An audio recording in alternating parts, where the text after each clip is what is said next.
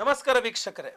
ಕುಜಗ್ರಹದ ಒಂದು ವಿಶೇಷ ರಹಸ್ಯ ಪ್ರಭಾವ ಪ್ರತಿಯೊಬ್ಬ ರಾಶಿಯವರ ಮೇಲೆ ಯಾವ ರೀತಿಯಲ್ಲಿ ಆಗಲಿದೆ ಅಂತಕ್ಕಂಥ ವಿಚಾರವನ್ನ ನಾನು ಇವತ್ತಿನ ದಿವಸ ನಿಮಗೆ ವಿಡಿಯೋ ಮಾಡಿ ತಿಳಿಸ್ತಾ ಇದ್ದೇನೆ. ಬಹಳ ಪ್ರಮುಖವಾದ ವಿಚಾರ ಕುಜ ರಹಸ್ಯ.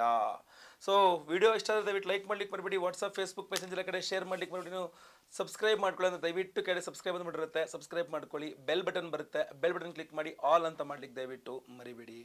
ನೋಡಿ, ಬಹಳ ಪ್ರಮುಖವಾಗಿ ಕುಜಗ್ರಹ ಭೂಮಿಕಾರಕನಾಗಿರ್ತಾನೆ. ಅಂದರೆ ನಿಮ್ಮ ಎಲ್ಲ ಭೂಮಿ ರಿಲೇಟೆಡ್, ನಿಮ್ಮ ಕೃಷಿ ಭೂಮಿ ಇರಬಹುದು, ಮನೆ ಕಟ್ಟಲಿಕ್ಕೆ ಭೂಮಿ ಇರಬಹುದು, ಅಥವಾ ಏನು ನೀವು ಯಾವ್ದಾದ್ರು ಅಂಗಡಿ ಮುಂಗಡೆ ಇರ್ಬೋದು, ನೀವು ವಾಸ ಮಾಡುವಂಥ ಸ್ಥಾನ, ಆ ಭೂಮಿ ಜಾಗ ಏನಿದೆ ಅದಕ್ಕೆ ಕಾರಣೀಕರ್ತ ಕುಜಗ್ರಹನಾಗಿರ್ತಾನೆ.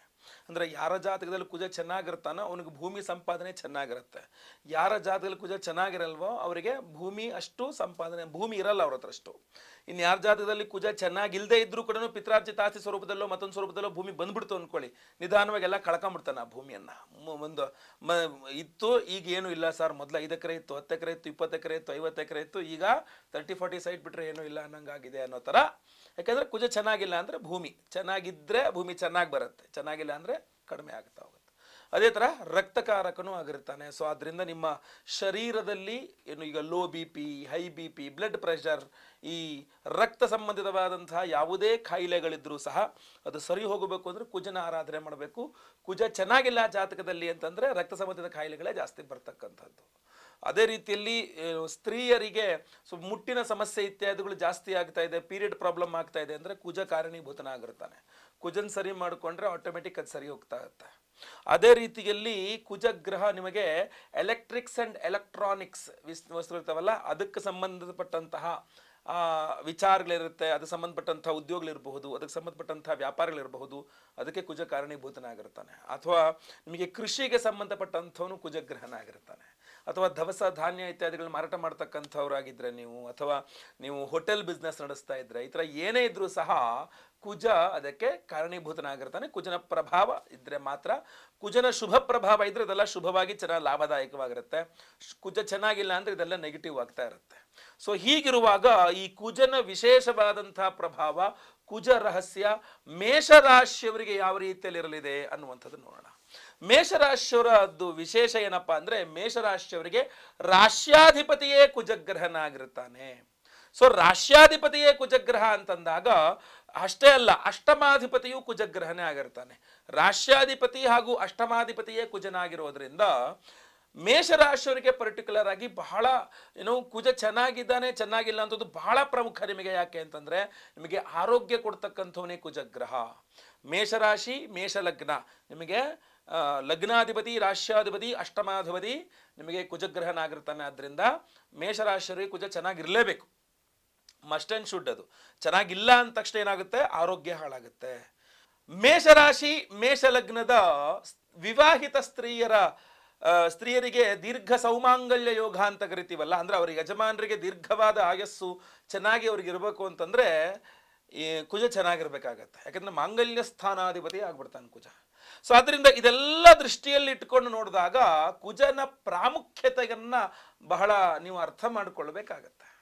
ಏನಾಗುತ್ತೆ, ಬಹಳ ಪ್ರಮುಖವಾಗಿ ಮೇಷರಾಶಿಯವರಿಗೆ ಕುಜ ಚೆನ್ನಾಗಿಲ್ಲ ಅಂದ ತಕ್ಷಣ, ಯಾಕೆಂದ್ರೆ ರಾಷ್ಟ್ರಾಧಿಪತಿಯವೇ ಆದ್ದರಿಂದ ಹಿನ್ನಡೆ ಆಗ್ತಾ ಇರತ್ತೆ ಅವರಿಗೆ. ಮತ್ತೊಂದು ಕಡೆ ಅಂದರೆ ಎಲ್ಲೇ ಹೋದರೂ ಅವರ ಸ್ಥಾನಮಾನಗಳಿಗೆ ಪ್ರಾಧಾನ್ಯತೆ ಸಿಗ್ತಾ ಇರೋದಿಲ್ಲ. ಎಲ್ಲ ಕಡೆ ಅವ್ರನ್ನೊಂಥರ ಹಿಂಗೆ ತಾತ್ಸಾರ ಮನೋಭಾವನೆಯಿಂದ ನೋಡುವ ಸಾಧ್ಯತೆಗಳು ಜಾಸ್ತಿ ಇರುತ್ತೆ. ಇಲ್ಲಿ ಕುಜ ಯಾವಾಗ ಚೆನ್ನಾಗಿ ಆಗ್ತಾನೆ, ಉತ್ತಮ ಸ್ಥಿತಿಗೆ ಬರ್ತಾನೆ, ಮತ್ತೆ ಪುನಃ ಅವರಿಗೆ ಅವರ ಕಳೆದ ಪ್ರಾಧಾನ್ಯತೆಗಳೆಲ್ಲ ವಾಪಸ್ ಬಂದ್ಬಿಡುತ್ತೆ. ಅಂದರೆ ನೀವು ಮೇಷಲಗ್ನ ಮೇಷರಾಶಿಯವರಾಗಿದ್ದು ನಿಮ್ಮ ಜಾತಕದಲ್ಲಿ ಏನಾದರೂ ಕುಜಗ್ರಹ ಕರ್ಕಾಟಕ ರಾಶಿಯಲ್ಲಿದ್ದಾನೆ ಅಂತ ಆದರೆ ಅದು ನೀಚ ಸ್ಥಿತಿಯಲ್ಲಿ ಇರುವಂತಾಗುತ್ತೆ. ಆದ್ದರಿಂದ ನಿಮಗೆ ಅದು ಉತ್ತಮ ಸ್ಥಿತಿ ಅಲ್ಲ.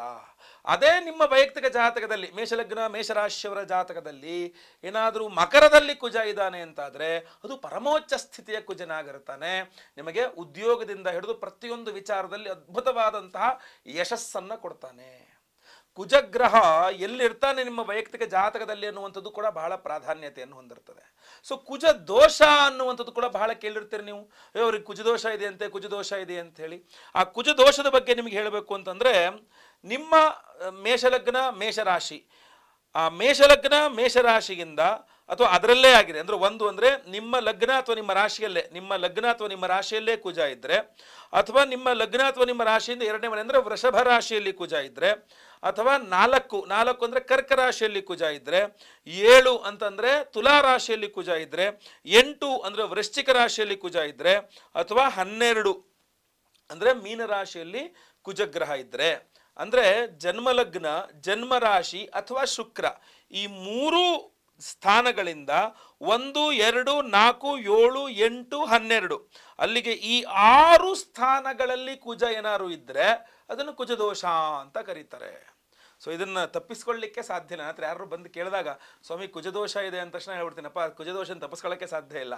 ಯಾಕೆಂದರೆ ಶುಕ್ರನಿಂದ, ಲಗ್ನದಿಂದ ಹಾಗೂ ರಾಶಿಯಿಂದ ಕುಜಗ್ರಹ 1, 2, 4, 7, 8, 12 ಈ 6 ಸ್ಥಾನಗಳಲ್ಲಿ ಇರಬಾರದು ಅಂತಂದರೆ ಅದು ಒಂದು ಸ್ವಲ್ಪ ಕಷ್ಟ ಸಾಧ್ಯವೇ ಅದು.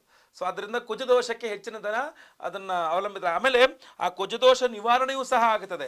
ಹಲವಾರು ಗ್ರಂಥಾಂತರಗಳಲ್ಲಿ ಹಲವಾರು ವಿಚಾರಗಳು ತಿಳಿಸಿದ್ದಾರೆ ಕುಜದೋಷ ಯಾವ ಕಾರಣಕ್ಕೆ ತಾಗೋದಿಲ್ಲ ಅಂಥೇಳಿ. ಮೇಷಲಗ್ನದಲ್ಲಿರುವಂತಹ ಕುಜ ಅಂದರೆ ಮೇಷಲಗ್ನ ಮೇಷರಾಶಿಯಾಗಿ ಅಲ್ಲೇ ಕುಜ ಇದ್ದೆ ಅಂದರೆ ನಿಮಗೆ ಕುಜದೋಷ ತಾಗೋದಿಲ್ಲ. ಸಿಂಹಲಗ್ನ ಚತುರ್ಥ ಕುಜ ಅಂದರೆ ಸಿಂಹಲಗ್ನ ಆಗಿದ್ದು ಅಥವಾ ಸಿಂಹರಾಶಿ ಆಗಿದ್ದು ವೃಶ್ಚಿಕ ರಾಶಿಯಲ್ಲಿ ಏನಾದ್ರು ಕುಜ ಇದ್ರೂ ಸಹ ಕುಜದೋಷ ತಟ್ಟೋದಿಲ್ಲ ಅಂತ ಹೇಳ್ತಾರೆ. ಇನ್ನು ಮಕರ ಲಗ್ನದ ದ್ವಾದಶಾಷ್ಟಮ ಅಂಗಾರಕನು ದೋಷಪ್ರದನಲ್ಲ ಅಂತ. ಮಕರ ಲಗ್ನ ಅಥವಾ ಮಕರ ರಾಶಿಗೆ 12ನೇ ಮನೆ ಅಂದರೆ ಧನುರ್ರಾಶಿಯಲ್ಲಿ ಕುಜ ಆಗಿರ್ತಾನೆ, ಅಷ್ಟಮ ಅಂದರೆ ಸಿಂಹರಾಶಿಯಲ್ಲಿ ಕುಜ ಆಗಿರ್ತಾನೆ. ಸೊ ಅಲ್ಲೆಲ್ಲೂ ಕುಜ ಬಂದ್ಬಿಟ್ರು ಸಹ ಕುಜ ದೋಷ ಬರೋದಿಲ್ಲ. ಹೀಗೆ ಹಲವಾರು ರೀತಿಯಲ್ಲಿ ಅದಕ್ಕೆ ಭಂಗವಾಗುವಂತಹ ವಿಚಾರಗಳನ್ನು ಸಹ ತಿಳಿಸಿದ್ದಾರೆ. ನಾವು ಪ್ರಮುಖವಾಗಿ ಕುಜನ ಪ್ರಭಾವದ ಬಗ್ಗೆ ಯೋಚನೆ ಮಾಡಬೇಕು. ಕುಜ ದೋಷದ ಬಗ್ಗೆ ಪ್ರಭಾವದಕ್ಕಿಂತ ಕುಜನ ಪ್ರಭಾವದ ಬಗ್ಗೆ, ನಿಮ್ಮ ವೈಯಕ್ತಿಕ ಜಾತಕದಲ್ಲಿ ಕುಜ ಎಲ್ಲಿದ್ದಾನೆ, ಅದರ ಪ್ರಭಾವ ಏನು ಅನ್ನುವಂಥದ್ದು ನೋಡಬೇಕು.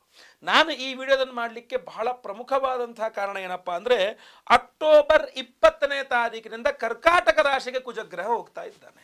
ಕರ್ಕಾಟಕ ರಾಶಿಗೆ ಕುಜಗ್ರಹ ಹೋದ ಅಂದರೆ ಕುಜಗ್ರಹ ನೀಚ ಸ್ಥಿತಿಗೆ ಹೋದ ಅಂತ ಅರ್ಥ.